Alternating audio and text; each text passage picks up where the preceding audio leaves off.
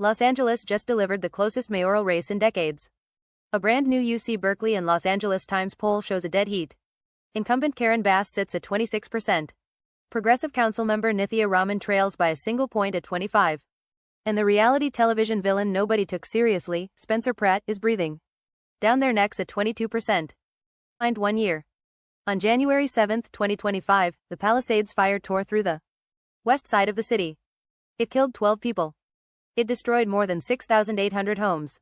And among the ashes were 2 houses that belonged to Spencer Pratt and his parents. Pratt and his wife Heidi Montag lost every material possession they owned. He called it the worst day of his life. And on the 1-year anniversary, standing in the ruins of his old neighborhood at a rally called They Let Us Burn, he announced he was running for mayor. Political establishment laughed. Base campaign strategists dismissed him as a reality villain who once staged a fake divorce for ratings. But Pratt did something nobody expected. He outraised every challenger in the field. He turned in an assured debate performance. And he climbed to the top tier of the polls. His message is brutally simple. He says the city he grew up in is being managed into the ground by people who do not have the courage to lead. He calls the fire response criminal negligence. And he insists this is not a campaign, it is a mission to expose the system. To understand why this outsider is landing, you have to look at where Karen Bass was when the city burned. She was in Ghana, on another continent, part of a presidential delegation. While the most destructive fire in Los Angeles history consumed entire neighborhoods. She later conceded the trip was absolutely a mistake. But the damage was done. The image of a mayor stone-faced on an airport tarmac, refusing to answer questions after flying home, became the defining picture of her term. Fire is the wound everyone sees. But the deeper story is the record underneath it. Take homelessness, the issue Bass built her entire mayoralty on. Her flagship program is called Inside Safe. It moves people off the street and into motels.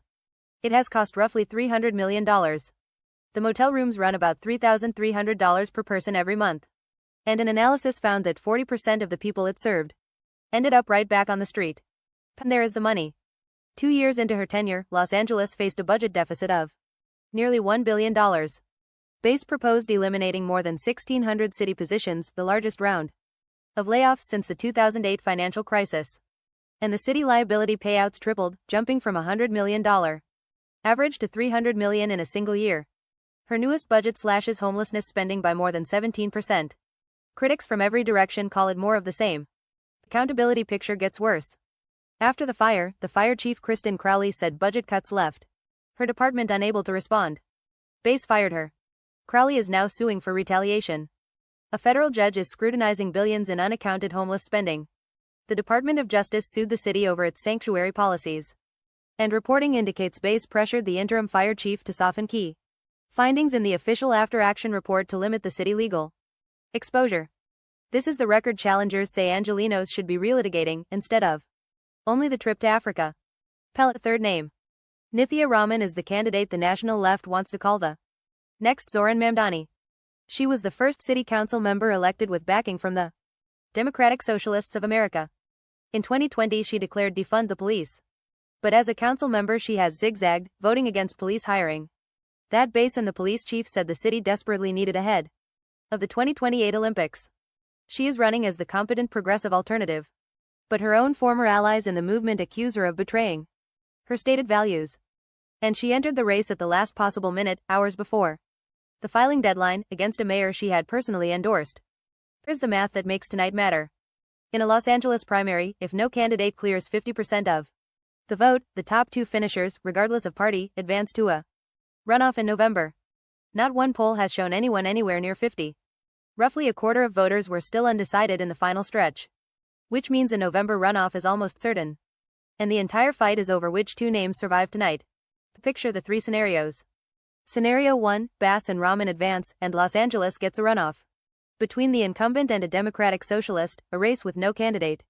Who will shrink the bureaucracy or back the police? Scenario 2, Bass and Pratt advance, and the city gets the clearest possible referendum, the establishment mayor who was in Ghana against the fire victim who lost everything. Scenario 3, the nightmare for Bass, she fails to make the top 2 in her own city, an outcome that would end her career and stand as one of the most stunning collapses in modern urban politics. Understand what is at stake if Bass simply wins another term. It means 4 more years of the inside safe motel model that Sends 40% of people back to the curb. 4 more years of billion-dollar deficits and layoffs and tripled payouts. 4 more years of an administration that fired its fire chief and leaned on officials to soften the report. In a city already bleeding residents, businesses, and trust.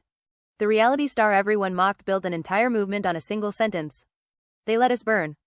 And tonight Los Angeles decides whether that sentence becomes the epitaph for Karen Bass. Put an alarm for your Android. Get no mercy.